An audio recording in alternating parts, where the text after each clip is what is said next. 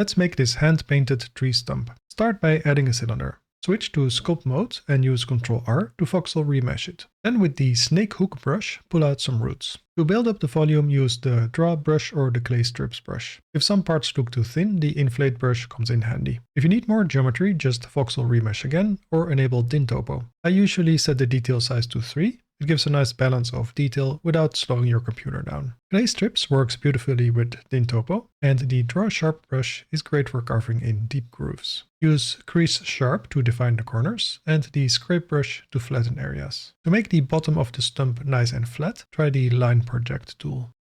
Once the sculpt is done, we need a retopologized version for texture painting. I used a combination of the Quad Remesher add-on and some manual retopo work, but don't worry, you can do this without paid tools as well. You can watch this tutorial to see how.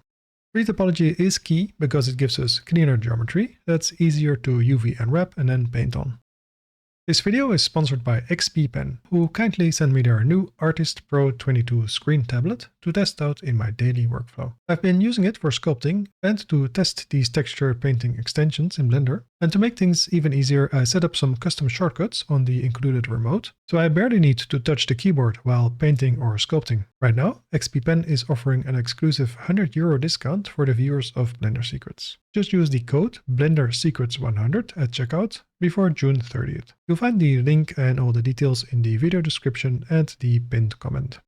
UQPaint is a free layer-based texture painting add-on for Blender. Go to the Extensions tab in Preferences and search for UQPaint there, and then click on Install. For Blender versions before 4.2, you'll need to download and install the add-on instead. Make sure that the object you want to paint on is UV unwrapped. You'll find the add-on in the option panel. Click on Quick UQPaint Node Setup. This creates a material and switches the 3D viewport to Material Preview. Choose a material type. Principled is the default for a realistic material, but for a hand-painted look, you can go for emission instead. That way you just see what you paint. First, set a base color. Add a new layer with the plus button and choose New Image. This adds a new layer that you can paint on in Texture Paint mode. The advantage of this is that you can keep adding more layers and then fine-tune how strong you want each layer to be, as well as giving layers different blend modes. To bake the result to an image texture, click on the gear icon and choose Bake Channels to Image, then save the result as an image file. However, if you're more comfortable with painting in other software like Krita or Clip Studio, you can now have the best of both worlds thanks to another free extension called Auto Reload. Install it in the Extensions tab.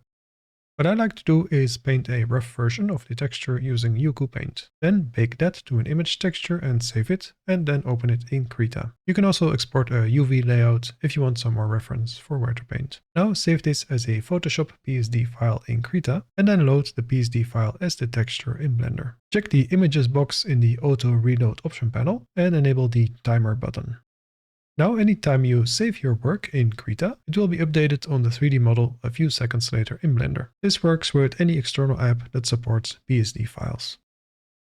So with just a few extensions that come with Blender by default now, you can really enhance the texture painting process in Blender. Big thanks to XP Pen for sponsoring this video, and thank you for watching all the way until the end. If you want more texture painting tips, please check out this playlist.